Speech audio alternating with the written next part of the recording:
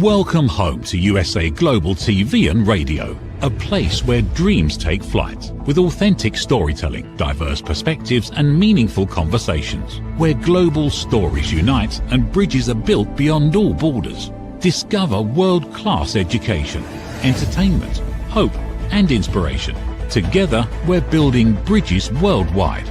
Subscribe to our channel, USA Global TV. Download our app, USA Global TV. Be our guest or join our team. Visit usaglobaltv.com. Thanks to our founder and executive producer, Dr. Jacalyn KERBECK. Music score by Yeffy Tang from Cloud Road Music. Voiceover artist Mike Porter. Creative direction by Paul Garcia. USA Global TV and Radio. Your home for global connection. All rights reserved. This video and its contents are the exclusive property of USA Global TV and Radio. Unauthorized use, duplication or redistribution in any form is strictly prohibited. Good morning, good afternoon, and good evening. Welcome home to USA Global TV and Radio. We proudly provide world-class education, entertainment, hope, and inspiration. I'm Dr. Jacalyn KERBECK, and I am your host for today's show, which is Iconic Women. We celebrate women who are change makers, role models, influencers, and leaders around the world. Today's guest is coming to us through Creative Edge and Mickey Mickelson. Thank you, Mickey, for your continued partnership. My guest today is wonderful. She has done so many things in the world of creating community, bringing understanding and knowledge. As a peace ambassador, I really appreciate the work that she's doing. It's about finding ways to communicate through different methods and mediums, as opposed to celebrating things that we can't control. Let's celebrate things that we can by coming together. Her name is Edwina Perkins, and let me bring her out and do her official proper introduction. Hello, how are you? I'm great. How are you? I'm doing very well. Thank you so much. I just want to share with our audience that you have done and are doing so many things as a managing editor for Harambee Press. I said it wrong. It's Harambee. Harambee. We practiced. I got it wrong. Okay. It's an imprint of the Endgame Press and co-director of the Blue Ridge Mountains Writers Conference and Mentoring Moments coordinator of Blue Ridge Mountains Writers Conference. You're also an advisory board member with Word Weavers International, manager for sensitivity between the lines. So thank you so much for everything that you're doing. And thanks for taking the time to be here today. Oh, it is my pleasure. And thank you for allowing me to come. I'm excited about our time together. I am as well. So Edwina, you know, our show is Iconic Women.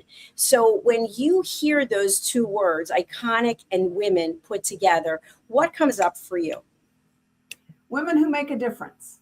That's my first thought, is when I heard those two words put together, is where are these women? And there's so many of them who've made a difference, either through quietly in their actions or very boldly in their words. So when I think of iconic women, I think of people like Maya Angelou, who's had such an impact in the writing community. So that's what I think about. Thank you so much for sharing that. I appreciate it. So with the work that you're doing, you've touched so many lives in many different ways. And for people who are not familiar with the work, can you please give a general overview and then we'll dive more into it?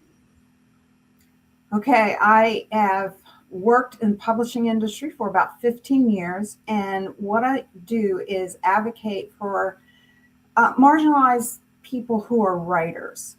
There's a lot of people whose stories need to get out there and they're not. But it's also what I like to do is educate, answer questions. I feel like sometimes I'm a bridge between the publishing world, those who write, and those who are in charge. So that's a good amount of what I do. I help writers, I edit for them, I coach them. I often say, I'm working myself out of a job if you learn and practice all the things that I'm teaching you.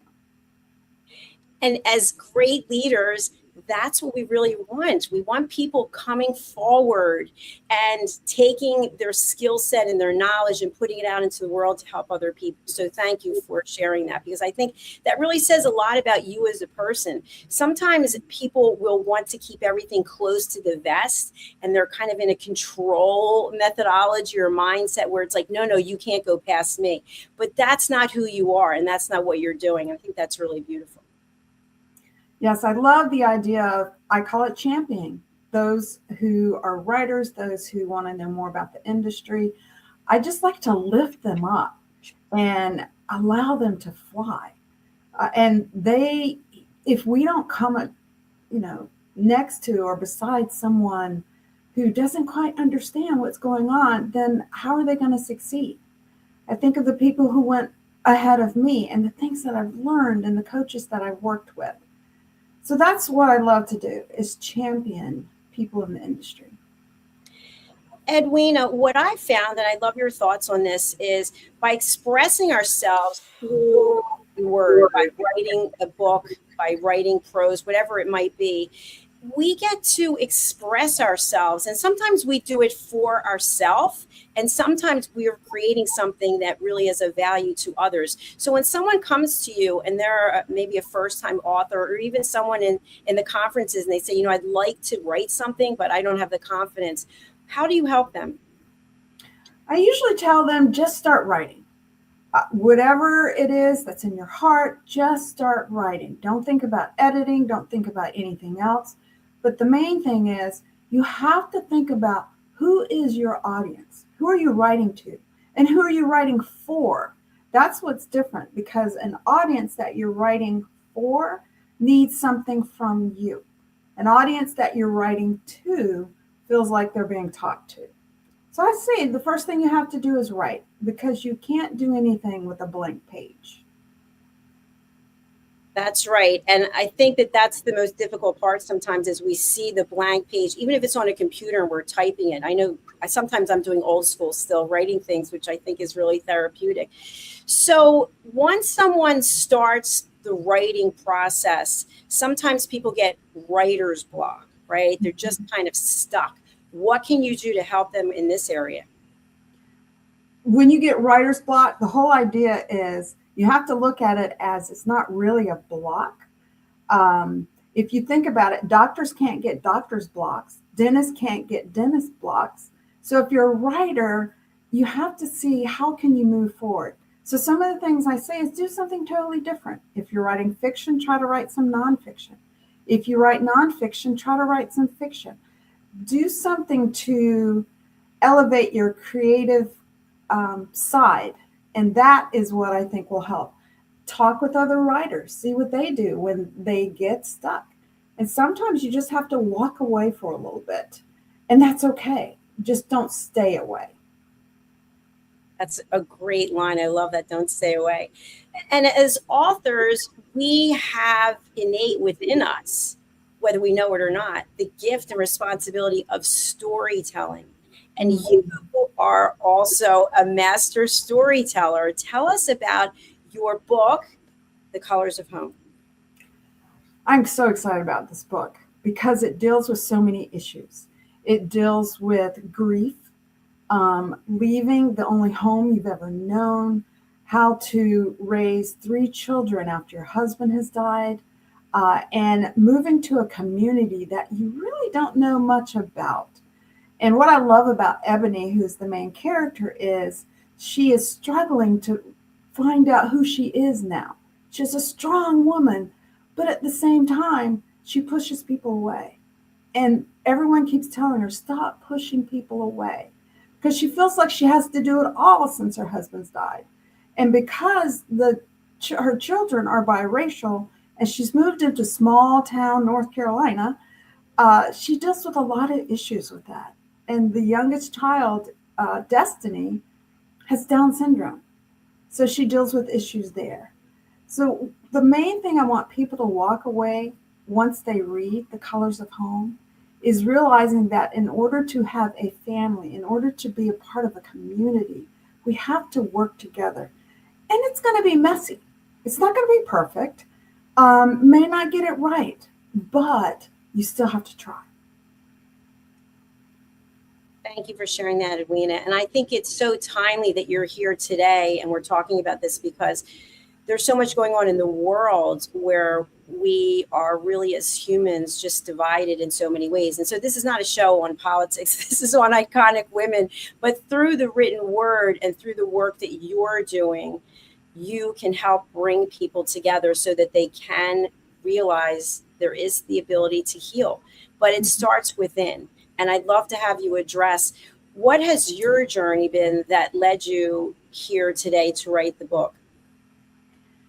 My journey started actually when I was young, in, let me think, third or fourth grade. And I realized that some of the kids in my neighborhood didn't want to play with me because I had white friends. And I didn't understand that. And so through my life, I have been looked at as different for several reasons. So my parents had always taught me it's not the skin color that makes the person, it's the character. And that's how I treated others, but I wasn't always treated that way. So at one point in college, I just cried out to God and I said, I feel like an island. I don't know what you want me to do. I don't know which community I'm a part of. And I just need help. And so Ebony came to birth of me realizing there are other people out there like me. There are other people out there who struggle with trying to figure out, who are they? Where do they come from? Where do they fit in? And that's what she deals with a lot, is where does she fit in? Where do her children fit in? How can she hold it all together, but she's trying to do it by herself? And I learned not too long ago, but in young adulthood, I couldn't do it by myself. I needed help. I needed people I could talk to. And now I'm more sure of who I am than ever. And I love the idea of people embracing their heritage, embracing where they came from, and learning. And that's one of the things that I've had to do, is learn more about my African-American background and the people who made an impact in my life. And I've passed that on to our children, because our children, I say, are all colors of the brown rainbow. We totally look different. And I've had to work with them, understanding who they are, where they came from. Because we have one son who all but looks white, another son who is darker than me, a daughter who looks like she is from India, and a son who no one can figure out what he looks like. He's between all of our colors. So I'm making an effort to help them realize you do have a heritage. And that's, I think, what Ebony deals with in the book, is trying to figure that out. And where does she fit? I love this, because it's so much part of the human journey, is finding out who we are, why we're here, what our purpose is. And we don't always find that out right away. We're on this path. And I feel like we get to a point where we have this high level of emotional intelligence, and we are able to embrace who we are and where we come from. So I celebrate you and everything that you're doing. And I'm wondering, when you are working with people who are looking to express themselves, their story, their background, where they come from, sometimes, as I mentioned before, in another scenario, people are afraid to confront it because they're afraid of being judged. If we just go along doing what we're doing and fitting in the box, sometimes it seems like people celebrate us. But when we start looking outside the box and saying, wait a minute, I got to find out who I am. When they came up with all these 23andMe, et cetera, and people started finding out who their family members were, possibly, that they didn't know, some people were judging them. So how do you help people deal with the potential judgment that might come from others? Well, I'll say this. It will come. So you can't run from it. And the whole idea is, how do you deal with it? And part of it is just stepping into the messiness. Sometimes you have to pull back away from it, but you have to be willing to get messy and step out of that box. I think part of what we struggle with as people is we don't like things that are different. And when you are that person who is different, you struggle with, do I step out? Do I stay in? And let me encourage you to step out. It's like what I said. In college, I thought I was the only person. And I found out later on that there were people like me. If you stay quiet, you're not being true to yourself. And eventually you'll burn out or crash. But when you stay true to yourself, even though it can be messy, even at times it can be painful, you won't regret being who you are. Brilliant. Thank you. And I think it also comes to a point where we decide we're no longer looking for that external validation. We don't need others to say, hey, keep going or way to go. Or no, we just follow our own path. And so I really appreciate you encouraging people to do that. So with writing, with publishing, there comes one piece that as authors we get hung up on, and that is the editing part, because we can edit and edit and edit and edit and edit until we can't do it anymore. So you're a managing editor. Can you tell our audience, what does a managing editor do? A managing editor looks for those diamonds in the rough that we feel like people are going to want to hear their stories. So I look for those stories that resonate, I think, with other people. And the whole idea is I help and direct people to move forward. With In-Game Press, if we have an opening, I try to get them into the process of getting published. And as a managing editor, I've done it for 3 different publishing houses. And what I've learned is there are people who do have stories, and those books need to be published. And I'm willing to take a chance on those who don't initially have a huge platform, who are trying to figure out the industry. And I think one of the things I do a little bit differently is I educate people in what that process is all about. Instead of, oh, I like your book, let's move forward. It's like, well, what does that look like? And if we don't move forward, what can you do to help get your book published? Because I don't publish every writer I come in contact with. But if they want coaching or direction, I love doing that. I love a teachable writer, because the only way you can learn is by having a mentor or a coach. So I describe the publishing industry in 2 ways. It's a 2-sided coin.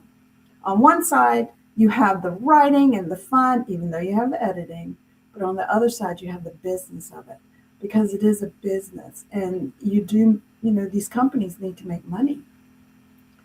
So to realize, yes, you can write, but then what else do you know about the industry?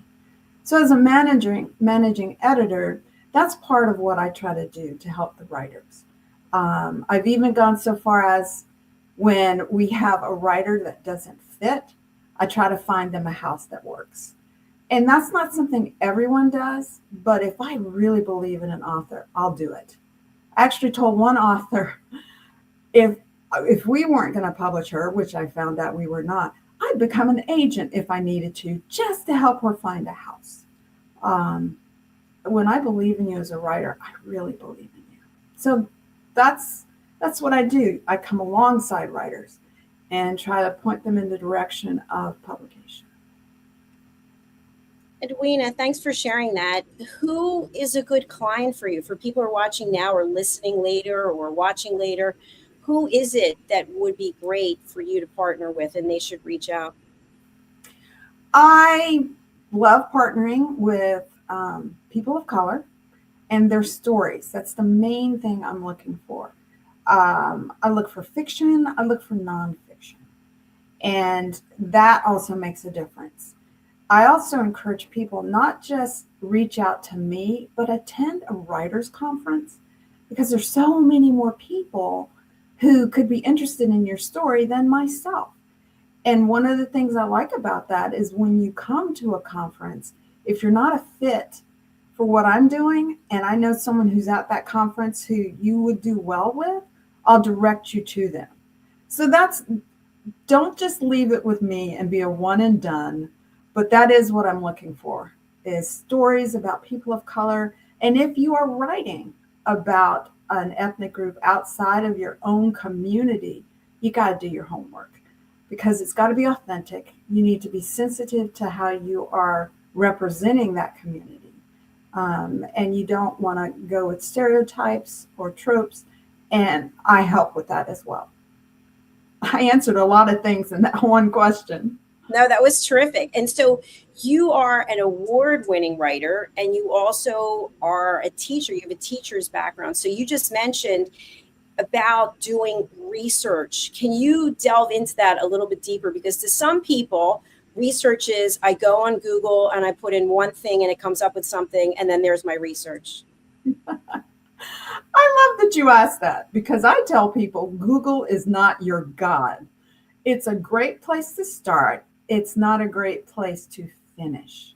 So when I say research, get involved with the community. Even if you go, well, I don't know where to go. Well, we have so many different communities and ethnic groups that a little bit of search wouldn't hurt. Research the people. First, you can start with Google, but then how do you find them in the community?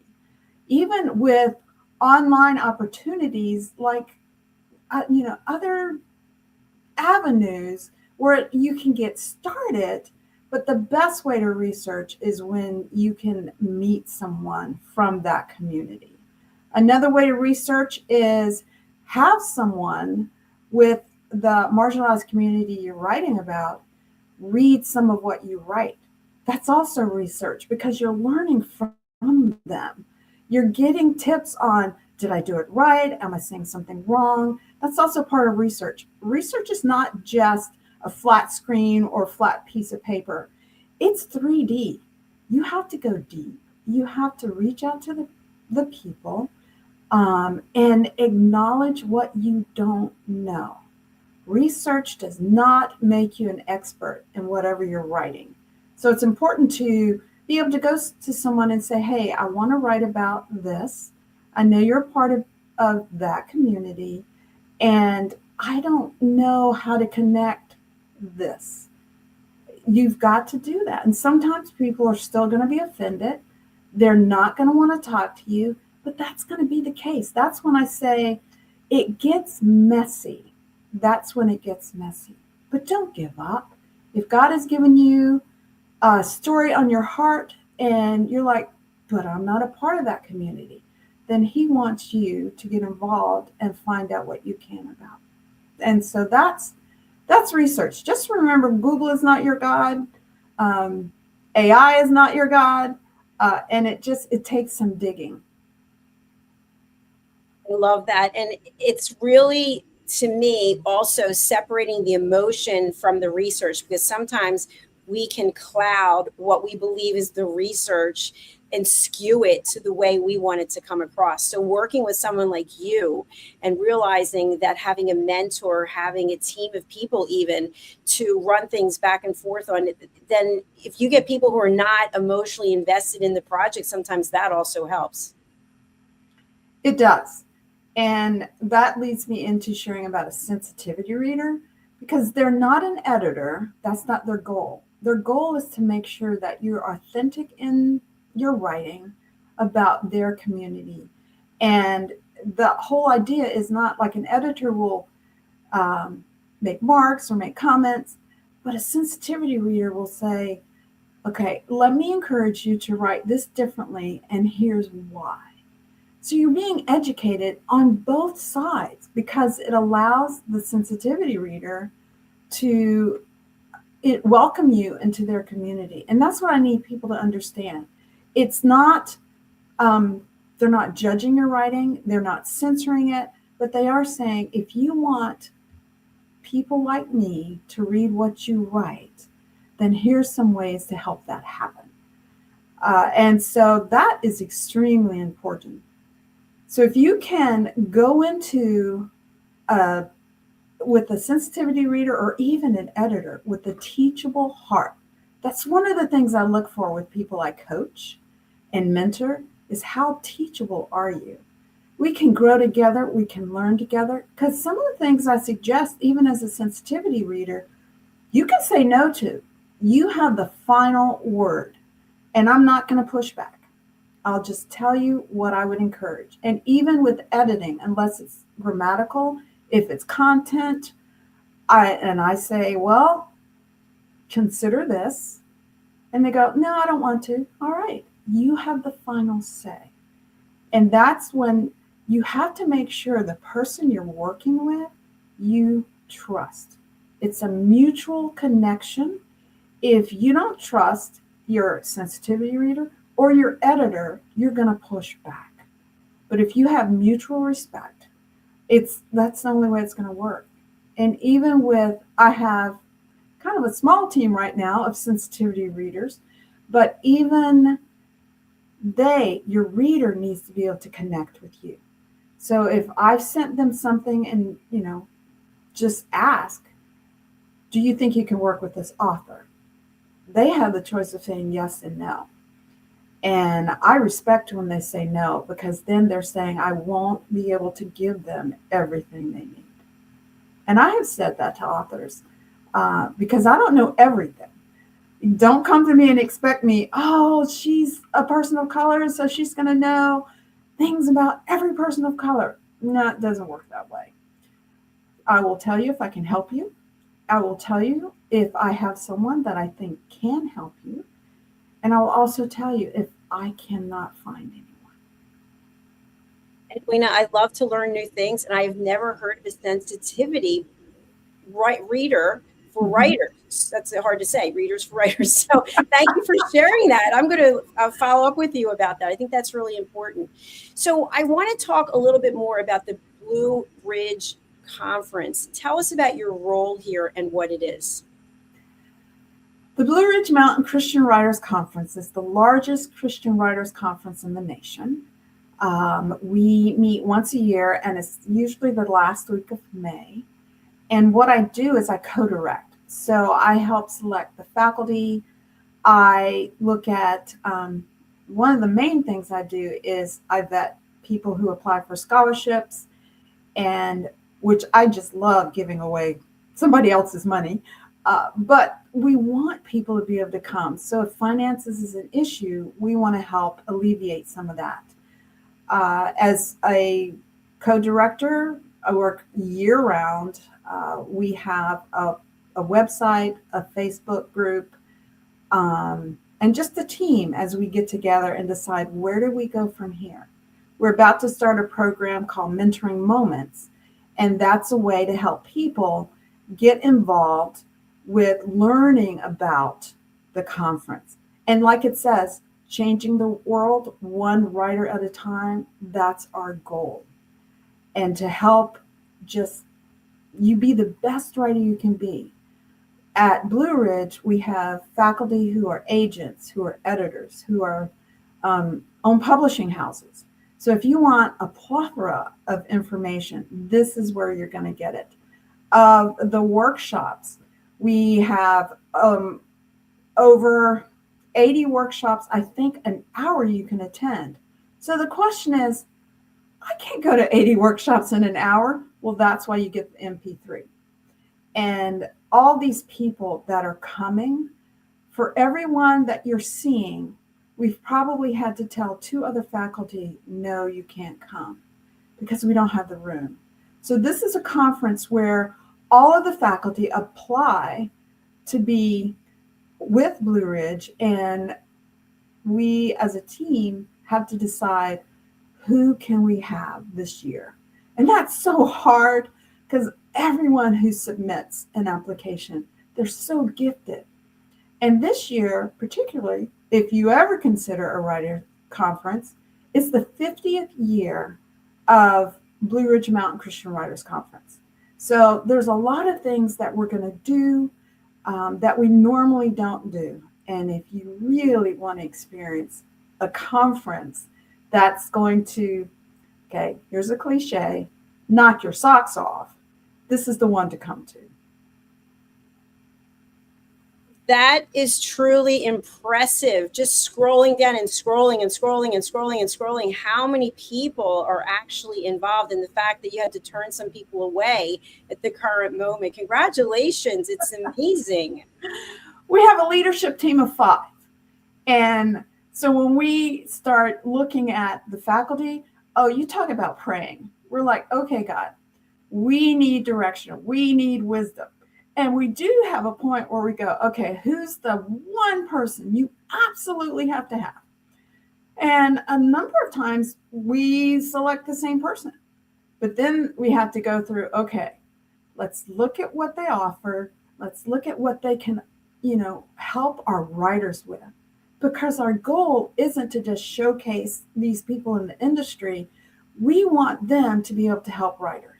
And if we don't have a sense that that's going to happen, then they're not going to be invited to be faculty. But so there's 5 of us, and we have to select right at 60 faculty. And probably this year, because I also gathered all the applications that were coming in, we had over 120 faculty or individuals who applied to be faculty. So it really is a big deal when you get accepted. It's a conference where we have right at 600 people, and we cap at 600. So I've told people this year, if you want to come, if you think about coming, sign up. Because for a couple of years, we had to turn people away. We were at capacity. And one time we were at capacity a week before the conference registration closed. So look into it, consider it, especially if you're a serious writer or if you're a beginner and you're like, I have no idea what I'm supposed to be doing. This is a conference for you. Because I can honestly say every faculty member there wants to see you succeed. And Edwina, are there any certain requirements that you're looking for from faculty, people who are interested in applying? We look definitely for agents and editors because we want to help get the writers connected there. Faculty who have somewhat of a platform, are known in the industry, and who works well with people. I mean, that might sound terrible, but sometimes you have, editors, agents, even publishing houses that don't work well. And we look for faculty with that servant's heart. A lot of them we know because I always say the industry's not that big and people talk. And so we may hear someone that people have said, oh, I learned so much from this person. Well, if they send in an application, we're more likely to say, yes, we need to have this person. So we look for people with some experience in the industry and who have something that they can teach to the conferees. Thank you so much. And we have all of your contact details for people who are interested. They're all there in the show notes. So Edwina, we are on Iconic Women, and I feel like as Iconic Women, we have a role in this world to inspire. And I'd love to hear some inspiring words that you would like to share with our audience, given what's going on in the world and people fighting people and the social media posts that are just filled with so much hate. How can we come together? What are your thoughts as an iconic woman? Think before you speak. Check your emotions and check your reason for speaking out is one of the things that I would say. And there are times when I've even thought, it's not what I say, but it's how I say it. And what I do say, could I say in front of my children? That's one of the things. Use your voice. If you're going to use your actions, do so in a way that is honoring to other people and an honoring reflection of yourself. Don't just launch off with your emotions. There are lots of things going on right now that I just have to bite my tongue because of the way I want to respond. But then I think, okay, what's the best way to respond? Because if you put a match to kindling, it's going to blaze into a fire. Do you want to be that matchstick to burn everything down? Or do you want to be that light to show people a different way? So are you going to be a light or matchstick? And you have to decide that. but the main thing is think before you speak, think before you write, and what you say will come back around. I'm not going to say that it haunts you, but I will say it will come back around. And you don't want your integrity to be impacted by something you said out of an emotional response. That was absolutely beautiful. I couldn't have said it any better myself.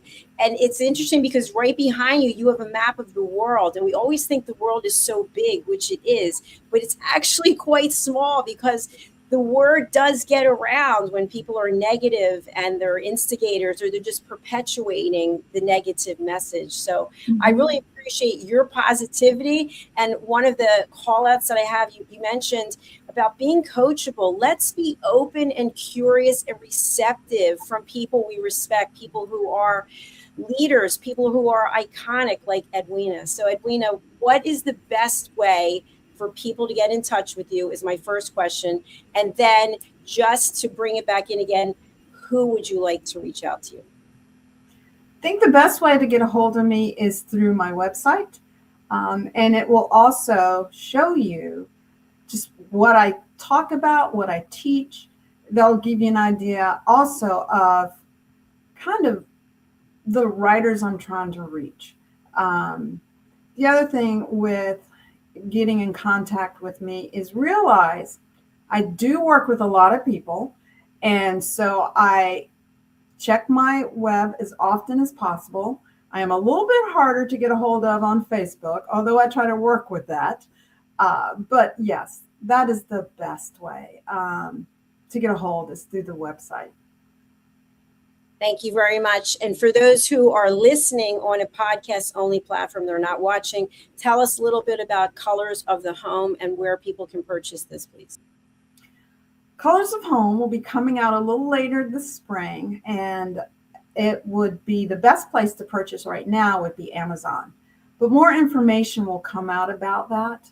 And we're already working on when to start the pre-orders. So that's where I would start is Colors of Home. You'll be able to find it on Amazon, but it'll be later in the spring. All right. Thank you very much. And Edwina, anything that I did not ask you today that you really want to share with our audience before we close out? As a writer, and really in any area that you are part of, being creative or an iconic woman, you need to realize that in a way you need to develop rhino skin and you will still bleed. And what that means is you need to be able to approach the hard things and know that it can still hurt, because rhino skin is the toughest mammal skin there is in the world. And if they can still bleed, so can we. So don't let being knocked down one time, 2 times stop you for what you feel that you're called to do. Don't let anyone steal your calling, and just keep moving forward. Thank you so much. That really resonates with me. And I appreciate you taking the time to be here today. And I hope you'll come back and see us on one of our other shows. I would love to. Thank you for allowing me to be here. Thank you, Edwina. Bye for now. Bye. Thank you for everyone who's watching or listening. So many gold nuggets that were shared by Edwina today. And I think I'd like to just sum it up by saying this.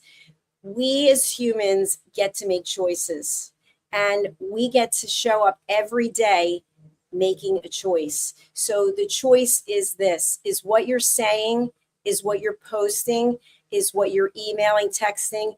Is it kind? Is it necessary? And is it true? And is it really truth that can be corroborated by multiple parties, or is it us taking the truth and shaping it the way that we want it to be? It all comes out one way or another. And so I'm just grateful to have someone like Edwina who's here today. She is an iconic woman. I hope you will reach out to her. All the contact details are there in the show notes. So now we're going over to our sponsors, and we're coming back with our next show. If you haven't subscribed yet, let me bring up our slide, so you can do so. We have 2 YouTube channels. We're actually streaming live to 8 platforms right now. But if you go over to our YouTube channels, we get real information from YouTube. So it's USA Global TV and Radio and Dr. Jacalyn KERBECK. Okay, I'm going to sign off for now. If you want to get in contact with me or anyone on my team, you can go to our website. The notes are there, and it's usaglobaltv.com. All right, thank you so much. We'll be back shortly. Is it true? Is it kind? Is it necessary? In a world quick to judge, one book dares to reveal the hidden cost of silence. Discover Holy but Harmful: The Silent Sin of Judgment, How Hidden Judgments Destroy Relationships and Damage Lives by Dr. Jacalyn KERBECK. The Amazon #1 bestseller that's transforming the way we understand ourselves and the way we see others. Pick up the companion workbook to uncover your own hidden judgments and learn how to break free from them. Available now on Amazon and at fine bookstores worldwide. USA Global TV and Radio proudly presents Tracy Cram Perkins, a dementia caregiving survivor teaching how to balance care with peace of mind. #1 resource for dementia caregivers. It's the book Dementia Home Care: How to Prepare Before, During, and After. Over 17,000 copies sold of this must-have guide. And now a testimonial from Tracy Smith. If I was to describe this book to someone who is going through a similar situation, I would underscore how important it is to have some sort of a tool or a guidebook to help you through certain stages. And there's so many, it's such an unknown topic to the average person. And to have this as a reference is essential. It's going to help you get through it personally, as well as help your loved one manage. To learn more, go to tracycramperkins.com. Tracy Cram Perkins is an award-winning author. She's also the host of Dementia Home Care television show. Watch it here on USA Global TV and Radio. Thank you, viewers and listeners of USA Global TV and Radio, for joining us today. We're honoured to have your time and attention as part of our global community. At USA Global TV and Radio, we believe in the power of authentic conversations, meaningful connections, and creating a world of possibilities together. Want to be part of something bigger? Join our team of elevated listeners at usaglobaltv.com, a space where your voice matters and your ability to listen transforms relationships. Stay connected with us across all our platforms for thought-provoking discussions, expert insights, and empowering stories. Subscribe to our channels at youtube.com/c/USA Global TV. Follow us on social media and explore the endless opportunities we're creating for growth, learning, and inspiration. Together, we're not just broadcasting, we're building bridges and changing lives one conversation at a time. For inquiries, contact us at info@usaglobaltv.com. Produced by Executive Producer and Director Dr. Jacalyn KERBECK. Voiceover by Mike Porter. Creative direction by Paul Garcia. All rights reserved. Visit usaglobaltv.com to view our full terms and conditions.